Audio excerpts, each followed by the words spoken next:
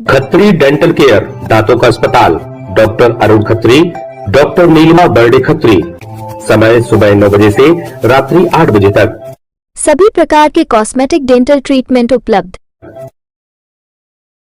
हमारा पता Khatri dental care, union bank of India के बाजू से राय चौराहा, दम। हड्डी, फ्रैक्चर, जोड़ एवं रीढ़ की हड्डी रोग विशेषज्ञ एवं सर्जन डॉक्टर रविंद्र चौरसिया। समय सुबह 11 बजे से शाम 4 बजे तक, शाम 6 बजे से रात्रि 8:30 तक। मिलने का स्थान विजयनगर गेट के बाजू से बालाकोट रोड, दमोह। देश में प्रधानमंत्री नरेंद्र मोदी के नेतृत्व वाली सरकार के 11 साल पूरे होने पर दमोह में मीडिया के सामने दमोह सांसद राहुल सिंह लोधी और मध्य प्रदेश सरकार के संस्कृति मंत्री धर्मेंद्र सिंह ने रिपोर्ट कार्ड पेश किया। मीडिया को मोदी सरकार की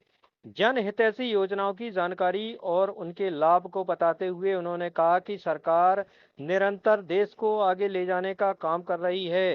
सांसद राहुल लोधी ने बुंदेलखंड के लिए शुरू की गई सिंचाई योजनाओं का जिक्र करते हुए कहा कि आने वाले दिनों में बुंदेलखंड की सूरत बदलेगी और खुशहाली आएगी। वहीं मंत्री धर्मेंद्र सिंह ने ऑपरेशन सिंदूर का जिक्र करते हुए कहा कि पाकिस्तान की जो स्थिति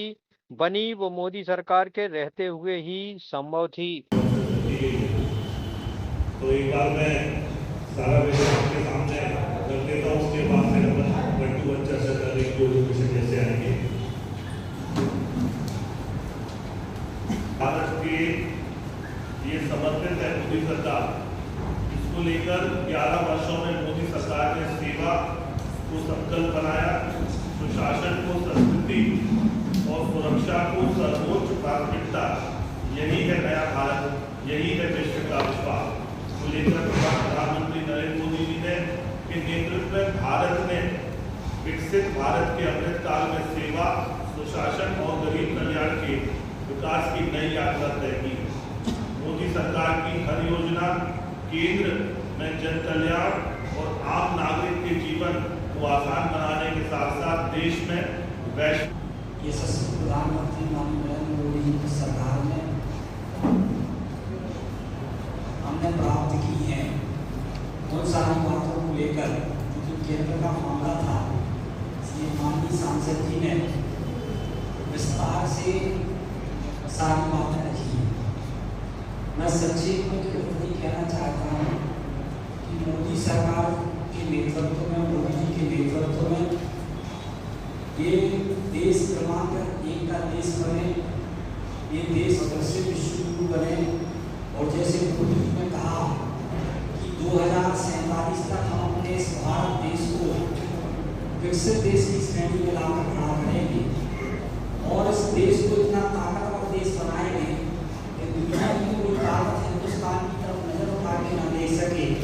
मोदी जी निरंतर विगत 11 वर्षों से इस संकल्प को लेकर काम कर रहे हैं। अभी आपने देखा ऑपरेशन सिंदूर में जिस प्रकार का पराक्रम सेना ने दिखाया, माननीय नरेंद्र मोदी जी के नेतृत्व में जिस प्रकार से हमने पाकिस्तान के जो मंसूबे थे उन सारे मंसूबों को ध्वस्त किया और जीरो टॉलरेंस की नीति पर, जीरो टॉलरेंस की टेरर और वो नीति हमने अपनाई कि अगर आतंकवाद की कोई घटना इस देश में होगी तो उसको एक्ट ऑफ वार माना जाएगा। तो कहीं ना कहीं जब ऑपरेशन सिंदूर के तहत हमने पाकिस्तान में जब मिसाइल, चाहे ब्रह्मोस मिसाइल हो, चाहे अग्नि मिसाइल हो, ब्रह्मोस, अग्नि, आकाश, जो स्वदेशी मिसाइलें हैं, उन मिसाइलों की ताकत हमने दिखाई और पाकिस्तान को कहीं ना कहीं बैकफुट पर सेवा, सुशासन और गरीब कल्याण के 11 वर्ष पूर्ण होने पर आज मोदी गवर्नमेंट का संपूर्ण भारत में रिपोर्ट कार्ड पेश हुआ और निरंतर समाज के अंतिम व्यक्ति को प्रथम पायदान पर लाने के लिए एक भारत श्रेष्ठ भारत और अखंड भारत की कल्पना को लेकर मोदी जी के नेतृत्व में पिछले 11 वर्ष भारतीय जनता पार्टी ने सरकार ने काम किए हैं। और आपके माध्यम से मैं इस सभी को विश्वास दिलाना चाहता हूं कि मोदी जी के नेतृत्व में विश्व गुरु बनने का जो संकल्प है 2047 का, उसको हम लोग पूर्ण करेंगे। और अभी 11 वर्ष पूर्ण हुए हैं और समय समय पर रिपोर्ट कार्ड लेकर मोदी जी के नेतृत्व में हम लोग आपके बीच में आएंगे। केवल मैं बस यही विश्वास दिलाना चाहता हूं कि इस संपूर्ण बुंदेलखंड में आदरणीय मोहन यादव जी के नेतृत्व में, मोदी जी के मार्गदर्शन में बुंदेलखंड का एक भी ग्राम ऐसा नहीं रहेगा जहां पीने का पानी और सिंचाई का पानी ना पहुंचे। तो मेरा सभी किसान भाइयों से आग्रह है कि अपनी खेती की जमीन हमें बचा के रखना है।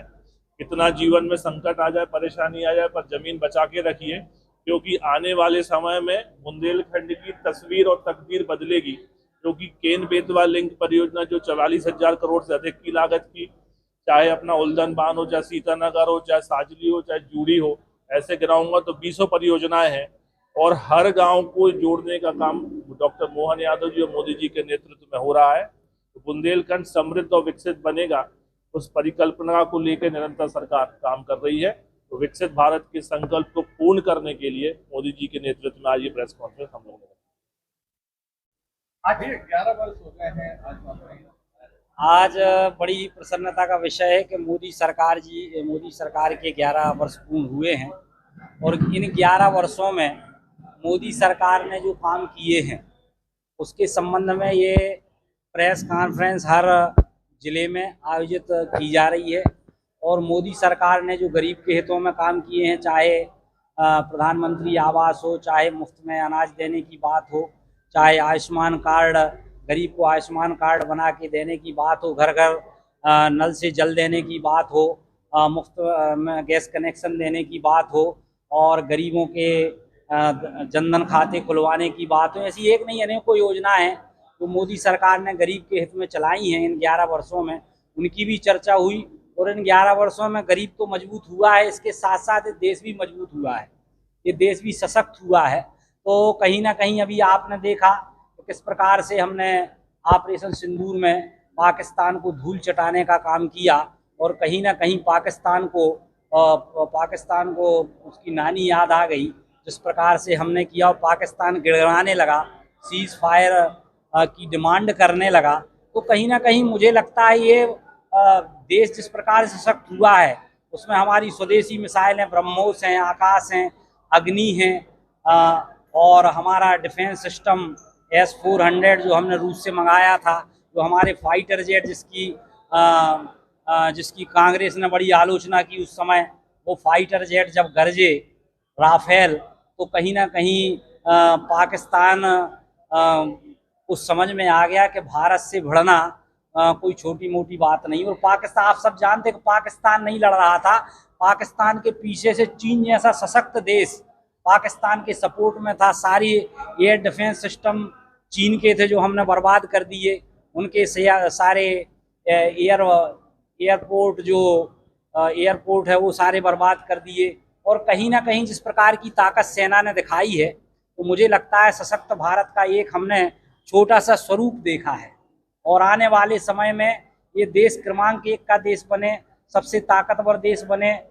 विश्व का नंबर 1 का देश बने, इतना ताकतवर बने कि दुनिया की कोई ताकत हिंदुस्तान की तरफ नज़र उठा के ना देख सके। ये नरेंद्र मोदी जी का संकल्प है और 2047 तक भारत फिर से विश्वगुरु बने, विकसित देश की श्रेणी में आकर खड़ा हो, इस ओर हम बढ़ चले हैं। 11वीं अर्थव्यवस्था थी जब मोदी जी ने कमान संभाली थी, फिर 5वीं अर्थव्यवस्था हम बने और आज 4थी अर्थव्यवस्था हम बने हैं। तो कहीं ना कहीं ग्रोथ रेट जिस प्रकार से हमारी है, तो आने वाले 2-3 साल के अंदर हम तीसरी अर्थव्यवस्था दुनिया की बनने जा रहे हैं। तो ये अपने आप में गौरवशाली क्षण है और मुझे लगता है कि मोदी जी के नेतृत्व अगर ऐसी प्रकार से चलता रहा तो वह दिन दूर नहीं जब हम विकसित देश की श्रेणी में शामिल होंगे, फिर से विश्वगुरु बनेंगे और दुनिया में भारत का डंका जिस प्रकार से अभी बज रहा है, आने वाले समय में और